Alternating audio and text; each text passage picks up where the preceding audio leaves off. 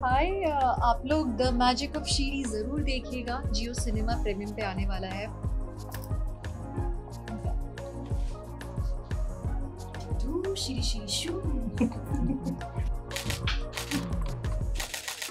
जब किसी भी शो का अनाउंसमेंट हो जाता है और लोगों में एक्साइटमेंट बढ़ जाती है और शो डिले होने लगता है, तो लोगों में ये सवाल उठते हैं कि क्यों डिले हो रहा है, क्यों डिले हो रहा है। और फाइनली जब अब शो का डेट रिलीज हो चुका है, लोगों में वापस बस बन गया है। तो आप लोग फर्स्ट ऑफ ऑल प्लीज ये चीज़ बताइए, आप लोगों को ये चीज़ कितनी रिस्पॉन्सिव मिले जब शो पे डेट की अनाउंसमेंट? मेरे ख्याल से जब शो आने वाला होता है एक तय तारीख पर, तो लोगों को उसका इंतजार होता है। लेकिन जब उसका डिले होता है, आने में थोड़ी देरी हो जाती है, तो वो मोस्ट अवेटेड शो बन जाता है। तो हमारा शो भी ऐसे मोस्ट अवेटेड हो गया है। एंड हाँ, our followers, people who love us, वो बहुत एक्साइटेड है। सब लोग बेसब्री से इंतजार कर रहे थे। इनफैक्ट मुझे बार बार पूछते रहते थे and I was like so clueless. ये जो टेक्निकल जो भी डिफिकल्टीज आई, मुझे नहीं मालूम था लोगों को क्या जवाब दूं। अब शुक्र है एक जवाब मिल गया है। हाँ, कि हम अमेरिकन प्रेसिडेंशियल इलेक्शंस का वेट कर रहे थे कि उसका रिजल्ट क्या होगा, उसके बाद हम रिलीज करें। जाहिर सी बात है, सही वक्त होना है ताकि वो लोग भी आराम से देख सके। जियो सिनेमा बिकॉज़ ट्रम्प साहब ने कहा था कि नहीं, I would like to watch this show, तो वी सेड लेट्स फिनिश कर लो इलेक्शन। ये सवाल तो ऑडियंस की तरफ से आ गया, तो वही इसका जो ऑडियंस के लास्ट में था वो है ये डिले क्यों हुआ था। अभी बताया ना मैंने आपको। Okay fine sir. काफी जादू फैला दिया आपने ट्रेलर दिखा के, लोगों में अपने जादू में कैद कर दिया लोगों को। पर अपने थ्रू ऑडियंस को बताई दीजिए आप दोनों की किस किस किरदार में आप लोग। द मैजिक ऑफ शीरी में मैं शीरी श्रॉफ के किरदार में नजर आऊंगी। और मैं असल में एक हाउसवाइफ हूँ इसमें, पर एम्बिशंस हैं मेरे कुछ। और ये सिर्फ एक रेगुलर सी कहानी नहीं है कि किसी को कुछ बनना था और वो बनने के लिए कुछ किया। It's a beautiful story about interpersonal relationships. और दिल्ली की कहानी है, पंजाबी सेटअप है। Like Shiri Shroff is Punjabi, child like by birth she is Punjabi. And बड़ी प्यारी सी कहानी है। स्पेशली हम लोगों का जो रिलेशनशिप है, एक मेंटोर एंड मेंटी का, वो बहुत ही खूबसूरती से शेप अप हुआ है। बाकी सर आप बताइए। नहीं, ऑल्सो क्या है, necessity becoming the mother of invention, यानी कि किसी मजबूरी से इनको कोई कदम उठाने पड़ते हैं और वो कदम इनके एक बचपन के ख्वाब से जुड़ जाते हैं। एंड उनको लगता है कि अब मैं अपने पर फैला के थोड़ा उड़ सकती हूँ। सो कॉम्प्लिकेटेड भी है, लेकिन एक खूबसूरत कहानी है कि एक माँ, एक बीवी, एक बहू और एक शिष्य, ये सारे रोल शीरी को निभाने पड़ रहे हैं और कैसे बैलेंस रखना इन सारे किरदारों को। तो एक खूबसूरत कहानी। और मेरा किरदार जादूगर सलीम का है, जो इनके जो ख्वाब होते हैं उनको पूरा करने के लिए मैं एक माध्यम बनता हूँ, एक रास्ता बनता हूँ। और फिर मेरी जिंदगी में कैसे बदलाव आते हैं, वो इमोशनल बदलाव जो ये लेके आती हैं, एक कॉन्फिडेंस जो मैं एक बहुत नेगेटिविटी में चला गया था, कैसे मैं पॉजिटिविटी में आता हूँ। तो ये मेरी जर्नी इनके साथ है। बाकी तो और बहुत प्यारी सी कहानी है। जी आपसे जानना चाहेंगे कि दो सवाल आपसे, कि जिस तरह से हम बचपन में कोई चीज नोटिस करते हैं बट उस समय नहीं, उसके बाद कोई चीज काम आती है। जैसे बचपन में आपने सर्कल देखा होगा, मैजिशियन को देखा होगा। इस फिल्म में, इस शो में आप कितना वो चीज काम आया क्योंकि उस किरदार में आप गई। और सेकंड क्वेश्चन ये था कि नॉट फ्रॉम पंजाबी बैकग्राउंड, आपने पंजाबी भी ट्राई, तो वो दोनों में क्या डिफरेंस है? मुझे लगता है मैजिशियन बनना या पंजाबी बनना, दोनों में से क्या ज्यादा डिफिकल्ट था? पंजाबी बनना। क्योंकि मैं बड़े सटल से बैकग्राउंड से आई हूँ, भोपाली हूँ और शुद्ध हिंदी में बातचीत करती हूँ। तो एक तो वो बोली पकड़ना, पंजाबी पकड़ना, वो एक अपने आप में बहुत बड़ा चैलेंज था। तो उसके लिए भी मैंने न जाने कितनी अपनी स्क्रिप्ट्स को लेके न जाने कितनी रीडिंग्स की, कितने रिहर्सल्स किए। लोगों को सुनाती थी, जो एक्चुअल पंजाबी लोग होते थे, उन लोगों को, मेरे फ्रेंड्स थे ऐसे कुछ, उन लोगों को बोल बोल के सुनाती थी, बताओ बताओ। And then I would record myself और अपनी वॉइस रिकॉर्डिंग्स उन्हें भेजती थी। So one was this. And then also for जहाँ तक बात आती है कि बचपन का, बहुत अफरा तफरी मची हुई है, क्या हो गया? गरिमा, somebody should be in charge। ये जो आराम से आ रहे हैं जा रहे हैं, दरवाजा खुला है बाहर की जी। और बात बचपन की जाए तो बचपन में तो न जाने कितने मैजिक शोज देखे हैं मैंने, और I used to be a fan of them, न सिर्फ मैजिक शोज, सर्कस भी। और इस शो के बाद कमाल की एक चीज ये हुई कि मैं चंडीगढ़ गई हुई थी और वहां पे एक सर्कस लगा हुआ था, तो मैं with family, mummy papa, my sister in law, my husband, हम सब गए, हमने सर्कस देखा, and then I interacted with them, their juggling and all the tricks that they were doing. It was fascinating, even more fascinating I should say, क्योंकि अब जब मैं show करने वाली थी तो मुझे उनसे कुछ सीखने को मिल रहा था। And they also told me that how much of sacrifice goes into this art, और वो कैसे पूरे समय, like मैंने उनसे पूछा प्रैक्टिस कब करते हैं, कहते हैं जब परफॉर्म नहीं कर रहे हैं तब प्रैक्टिस कर रहे हैं, बस वो एक शहर से दूसरे शहर जाते हैं और सिर्फ प्रैक्टिस ही करते रहते हैं। तो ये जो सैक्रिफाइस की कहानी है, कहीं ना कहीं शीरी और सलीम, जादूगर सलीम की जिंदगी में भी आप लोगों को देखने को मिलेगा कि इन्होंने भी इस कला को पाने के लिए कई सारे सैक्रिफाइसेस किए हैं। जावेद सर, इवन हम बात करें तो पुरानी फिल्मों की, सर्कस, जोकर, उनकी जो पर्सनल कहानियां थी काफी बताई जाती थी, काफी कुछ सीख भी मिलती थी। मेरा नाम जोकर हो गया, फिर हेरा फेरी में भी वो यूज किया था पूरा सर्कस का, उसमें कई सारी चीजें दिखाई थी। लेकिन ये काफी टाइम बाद आ रहा है, जैसे कि सर्कस या फिर मैजिशियन पे कहानी दिखाई जा रही है, तो आपका क्या इस पे ओपिनियन है? एक तो क्या है, मैजिशियन, मेरा नाम जोकर अलग थी, वो सर्कस की कहानी। बाकी तो हेरा फेरी में इतना कुछ था नहीं। मेरा नाम joker yes was about circus. ये एक मैजिशियन जो थोड़ा अलग है सर्कस से, और खास तौर पे एक महिला मैजिशियन जो मैंने तो अपनी जिंदगी में देखी नहीं थी। अब आजकल कोई होंगी, लेकिन हम जब बढ़ रहे थे, पल रहे थे उस 90s 80s 70s whatever, उस वक्त कोई था नहीं। तो ये 90 के दशक की कहानी है, तो खास तौर पर उस वक्त देखा ही नहीं जाता। तो वो भी डील कर रही हैं कि नवेरी, और खासतौर से दिल्ली में तो भाई male kind of dominated society in a way, और वहां पे एक महिला, और वो भी मैजिक में आना चाह रही है, तो एवरीबडी गॉट द ईगोस। तो ये जोन बड़ा इंटरेस्टिंग, मैजिक, महिला, Delhi, very male centric, male dominated patriarchal society, और उसमें ये इस कहानी का बनना और इसका जो सफर है शीरी का, तो आई थिंक है, इट इज अनयूजुअल। पहले इस जोन में मैंने देखा नहीं है कोई कहानी, तो पहली बार ऐसी कहानी आ रही है, as far as I can recall। Even Divyanka ji, आपको मोस्टली सब लोग बेहद मोहब्बत से जानते हैं, लेकिन मैं जब आपका फर्स्ट शो देखी थी मिस्टर मिस शर्मा इलाहाबाद वाले, आपने रश्मि शर्मा का रोल प्ले किया था, फिर उसके बाद डॉक्टर ऋषिता, आपका जो बिहेवियर है उसमें थोड़ा सेम है, लेकिन कैरेक्टर काफी अलग है, आपका जो रिस्पॉन्सिबिलिटीज रहता है वो काफी अलग है। उसमें भी आपके जो शो आ रहा है इसमें भी आपकी रिस्पॉन्सिबिलिटीज काफी अलग है। आप एक वुमेन है, आप एक माँ है, आप एक पत्नी है, उससे अक्रॉस आपको एक अपना ड्रीम भी कंप्लीट करना है। तो ये जब रियल लाइफ से कनेक्ट होता है तो वो कितना चैलेंजिंग होता है पर्सनल लाइफ में, ऐसे ही कुछ, क्योंकि आप अभी ऑलरेडी मैरिड है और आप आर्टिस्ट भी, तो कितना मुश्किल होता है बैलेंस करना अपनी पर्सनल लाइफ और ये। Maybe replying to the camera, I'm just saying this. I'm replying to the camera जी, मैं उन्हें समझने की कोशिश करी थी, बड़ा क्वेश्चन है ये। तो आप ये कहना चाह रहे हैं कि ये जो मैं अलग अलग किरदार निभाती हूँ, उन्हीं की तरह मैं असली लाइफ में बैलेंस कैसे करती हूँ अपनी लाइफ में। थैंकफुली मुझे इतने पावरफुल रोल्स मिले हैं अब तक, जैसे एक ये है मोहब्बतें में इशिता थी, या फिर मिस्टर शर्मा इलाहाबाद वाले में एक रश्मि शर्मा थी जो अलग ही इलाहाबाद और यूपी की तरफ की एक्सेंट लेकर आई थी, और वहीं फिर और भी जो किए कैरेक्टर्स। एक चीज रही कि as a woman, as a homemaker, I was always balancing out things. But isn't that what all of us do?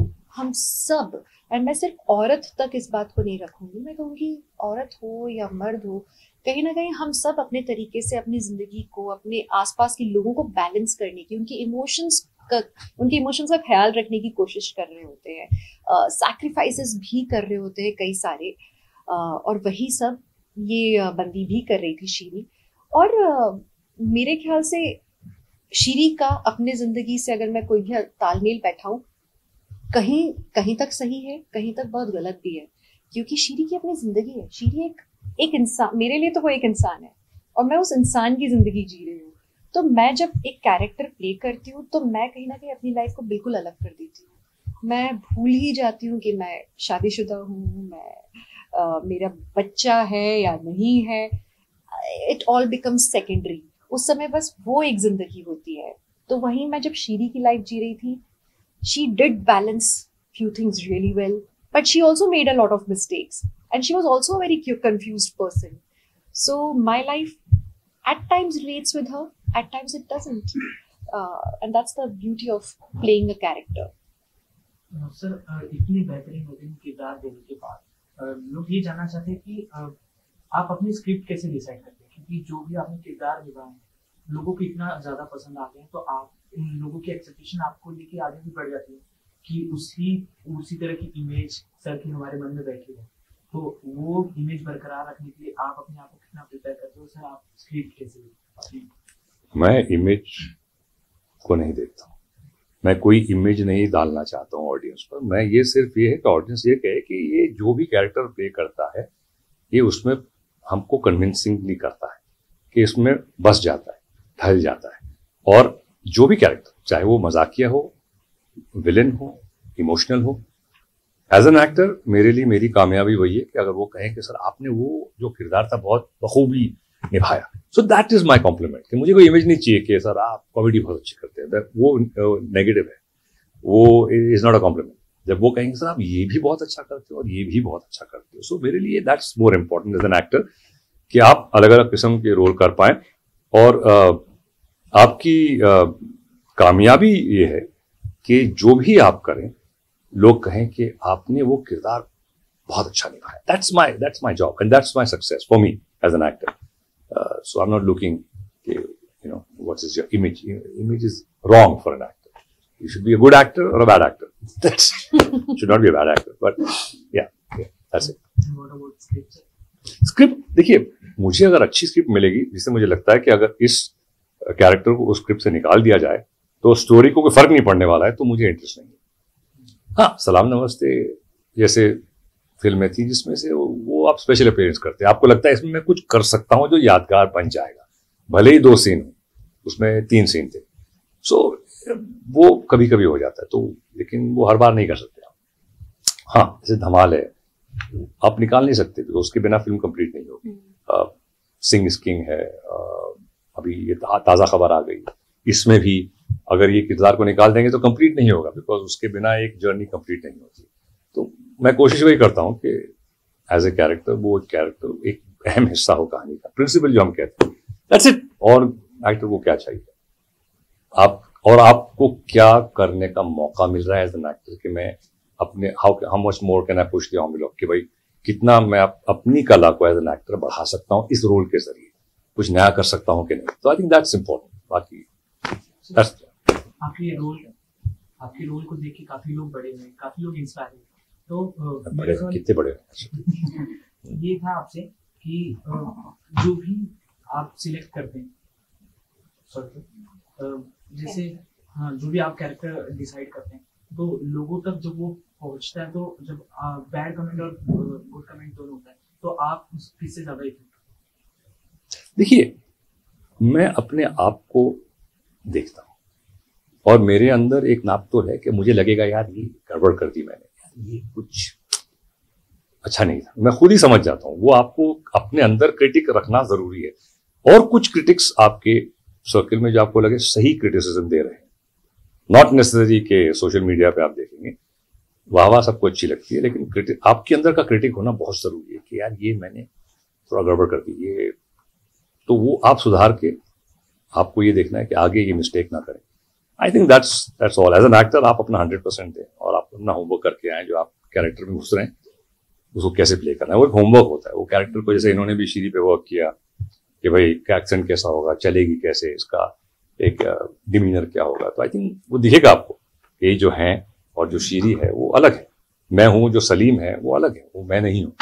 I think that's important. वो एक आई थिंक एक्टर के लिए दैट्स यू नो दिव्यांका जी, जैसे कि आपने बोला कि मूवी में जावेद सर एक माध्यम है आपको आगे पहुंचाने का, तो अगर रियल लाइफ में बात करें तो कोई ना कोई एक माध्यम होता है जो हमेशा हमें सपोर्ट करता है, हमें अप्रिशिएट करता है, हमें सही गलत पे बताता है किसे। तो आप दोनों से पूछना चाहूंगी कि आपकी लाइफ में ऐसा कौन वन पर्सन है जो आपको शुरुआत से ये सब मेंटर है आपका, आपको अप्रिशिएट कर रहे हैं, सही गलत बता रहे हैं, तो शेयर करना चाहेंगे। मेरी लाइफ में पहले तो मेरे mummy papa, my sister, then even my brother in the later stages. अब मेरा भाई बड़ा हो गया है तो अब वो मुझे बताया करता है, पर पहले ये जो 3 फैक्टर्स होते थे, मम्मी पापा एंड सिस्टर, ये लोग मुझे बहुत ब्यूटिफुली क्वेश्चन करते थे, गाइड करते थे। इस तरीके से कभी क्रिटिसिज्म भी देना होता था तो ऐसे देते थे कि मेरे फीलिंग्स भी हर्ट ना हो, मैं कहीं डीमोटिवेट ना हो, लेकिन मुझे सही रास्ता भी मिलता रहे, दिखता रहे। सो उन्होंने मुझे बहुत ब्यूटीफुली शेप अप किया है। और वहीं आज के दिन मेरे हस्बैंड विवेक दहिया, एंड वो आज न सिर्फ मेरे दोस्त हैं, वो मेरे बेस्ट क्रिटिक है, बेस्ट मोटिवेटर है। He inspires me to do better, and at times जहाँ मुझे खुद पर शक हो रहा होता है, उन्हें मुझ पर मुझसे ज्यादा विश्वास है, and that really helps me as an actor and as a person. देखिए, मेरे लिए, मैं प्रोफेशनली बात कर रहा हूँ, लेट्स नॉट गो पर्सनल की अलग है वो स्टोरी, लेकिन प्रोफेशनली ऑब्वियसली फर्स्ट इन्फ्लुएंस मेरे फादर थे। काम का तरीका, काम को किस तरह अप्रोच करना, क्या एक एक्टर को किस तरह से ढलना पड़ता है, वो बहुत कुछ सीखा मैंने मेरे फादर से। बाद में आई थिंक मेरी वाइफ का एक बहुत इंपॉर्टेंट रोल रहा है कि ऑफकोर्स मेरा करियर जब ऑलरेडी हो गया था, I got married in 94, career शुरू हुआ था 84-85 में, लेकिन एक क्रिटिक भी है, और क्या अच्छा किया बुरा किया, ये रोल बिकॉज वो टच में है कि क्या हो रहा है। And I think she was a big bouncing board with me, and नहीं, this is not working, this should, what do you think, और अच्छा है जो भी। So I think she was for me very important. और मेरा बेटा भी now realise on her because she is in the loop के क्या हो रहा है, कैसे क्या, so she keeps for the both of us a look out. So ya, father obviously professionally, because एक आर्ट जो कला होती है, किस तरह से एज एन एक्टर आपको क्या बनना है, एंड हियर इज के to some extent also business, के भाई this project will be good for you, ये role, this people, this production, this, मैं तो खाली क्रिएटिव देख लेता हूँ, बट कभी कभी ये it's important to know. So yeah, she is been very helpful.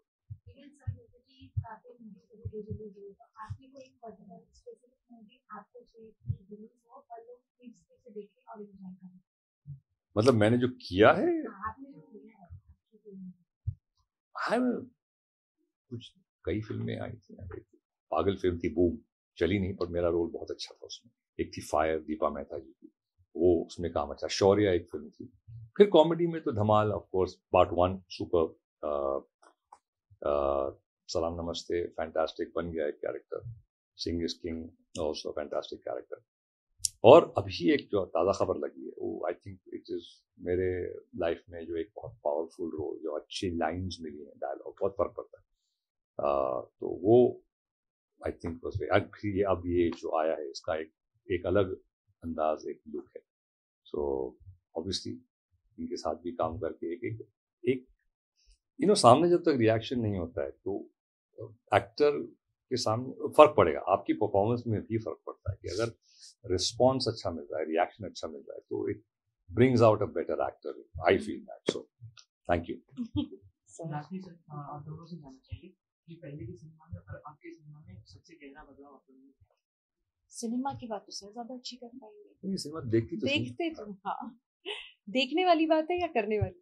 दोनों, जो आपने एक्सपीरियंस, स्टोरी लाइन हो या बहुत फर्क आ गया है आफ्टर कोविड। आई थिंक जब लोग घरों में बैठे, उन्होंने वर्ल्ड सिनेमा देखा, हम लोगों ने OTT प्लेटफॉर्म्स पे बहुत कुछ देख लिया, तो उस कंजम्पशन की बात में अब ऑडियंस भी बहुत इवॉल्व हो गई है, and thanks to that cinema evolve हो रहा है, बिकॉज अब अलग टाइप के किरदारों को हम एक्सेप्ट कर पा रहे हैं, जैसे हाउ लापता ladies work and 12th fail work. शायद ये अगर थोड़ा और पहले आई होती तो उसको वो रिसेप्शन नहीं मिला होता जो कि आज के दिन मिल भी रहा है।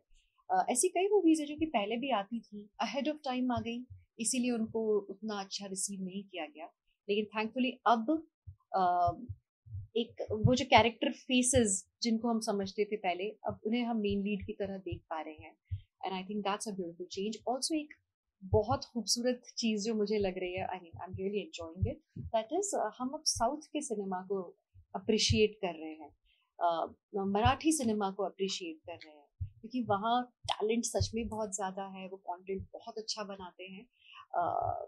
इससे पहले हम देख नहीं पा रहे थे इतना ज़्यादा, क्योंकि OTT का माध्यम है, विद सबटाइटल्स एंड डबिंग्स हम पूरे पैन इंडिया के कंटेंट को देखते हैं.